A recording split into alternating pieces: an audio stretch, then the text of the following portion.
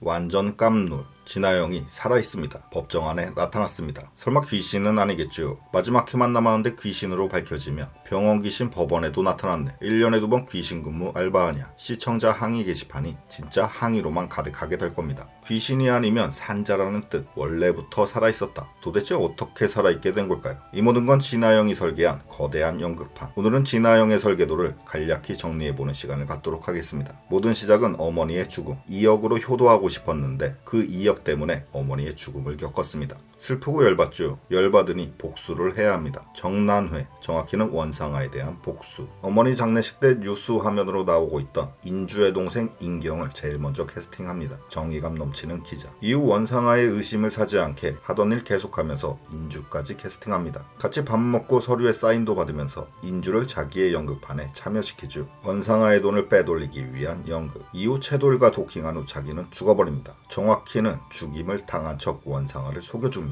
가장 미스테리한 지점입니다. 분명히 옷장 안에 진아영의 시체가 있었고 시체가 있으니 뉴스에 사망 보도까지 나간 것인데 어떻게 이런 일을 거짓으로 꾸밀 수가 있을까요? 다른 시체를 넣었다? 말이 안 됩니다. 진아영은 악역이 아니기 때문에 그 어떤 대의를 위해서도 다른 사람을 대신 죽일 리는 없습니다. 진짜 시체가 아니라 정교한 시체 모형, 즉 더미이다. 역시 말이 안 됩니다. 그걸로 경찰, 의사, 기자 다 속였다는 건데 전문직들을 똘추로 만드는 설정입니다. 그래서 이것은 최도일과의 합작품일 것으로 예상합니다. 진아영 최도일 이미 사전에 도킹 마치고 시나리오의 첫 번째 단계가 바로 이 죽음 위장이었던 거죠. 하지만 정확한 방법과 노하우까지는 아직 알 수가 없습니다. 산 사람을 목매달아 죽은 걸로 위장하는 방법. 그게 그렇게 쉬웠으면 깜빵 가기 직전에 범죄자들이 너도 나도 다 써먹었겠죠. 분명한 건 최도일은 그 노하우를 알고 있고 이미 써먹었던 적이 있다는 겁니다. 몇 년 전에 해외에서 어떤 여자를 죽은 걸로 위장했던 적이 있었죠. 그때도 뉴스에까지 보도되었고 모든 사람들이 믿었다는 점이 지금과 똑같습니다. 즉 진아영은 최도일의 두 번째 고객인 거죠. 말하자면 특별 고객. 어머니의 복수를 해야 하는 자기와 목표가 똑같은 고객입니다. 어떤 방법을 썼든 어떤 사람들을 매수했든 최도일이 자기만의 영업비밀 노하우로 진아영의 완벽한 죽음을 만들어 주었다는 결론입니다. 진아영은 죽은 걸로 처리됐으니 연극판에서 잠깐 퇴장하고 이후 최도일은 오인주에게 접근합니다. 함께 없어진 700억을 찾아야만 한다. 오인주한테 700억 있는 거 다 아는데 뻥치는 거죠. 진아영이 오인주를 캐스팅했던 이유. 자기와 비슷한 처지의 오인주는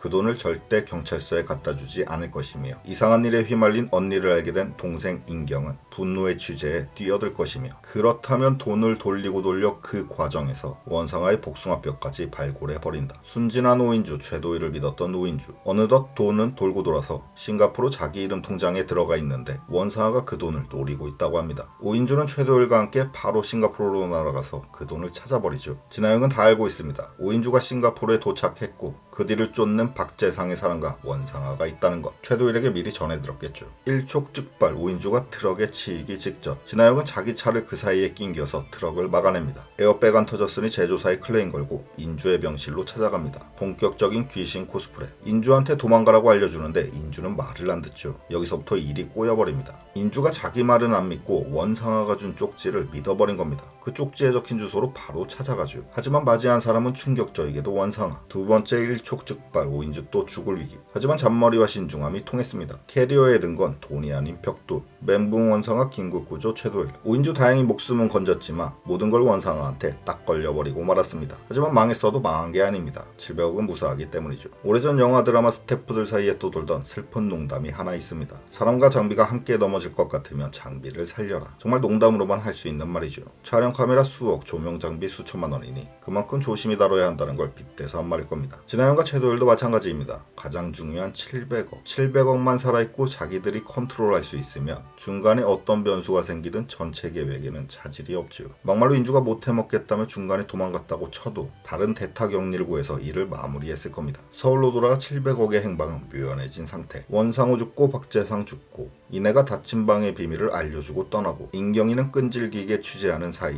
인주는 깜빵에 갇히게 됩니다. 도저히 답이 안 나오는 상황. 원상아의 사이코질이 극에 달한 상황. 그때 최도일이 짠 하고 나타나서 700억은 원상아의 통장에 가있다. 인주랑 죄수복 바꿔 입고 자리 바꿔라. 증언을 해버립니다. 끝이 아니죠. 진아영까지 나타납니다. 지금까지 세 자매가 진아영과 최도일의 복수를 위해 이 일에 휘말려 함께 뛰어줬다면 이제는 최도일과 진아영이 그들을 구하기 위해 나타난 겁니다. 원상아는 배우들 쓸모 없어지면 가차없이 버리지만 진아영은 자기 배우들을 살리기 위해 나타난 거지요. 혼자서는 할 수 없었던 일. 세 자매의 끈끈한 자매가 있었기에 가능했었던 일. 그것을 누구보다 잘 아는 진아영이기 때문에 인주는 아무런 죄가 없고 모든 건 자기의 설계였다는 결정적인 증언을 해주면서 그렇게 끝이 날 것 같습니다. 반전의 반전 영화 같은 느낌, 치밀한 각본, 대단히 몰입해서 봤던 드라마네. 진아영의 빈틈없는 설계도처럼 작가님의 대본 설계도 빛났던 드라마입니다. 작은 아씨들 마지막 리뷰가 될 것 같습니다. 다음 드라마로 뵙겠습니다. 감사합니다.